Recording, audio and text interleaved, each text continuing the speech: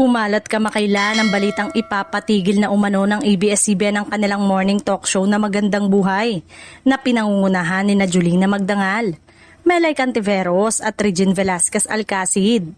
Marami ang nagulat at nanghinayang dahil halos 8 taon nang nagbibigay inspirasyon at saya ang programa sa mga manonood.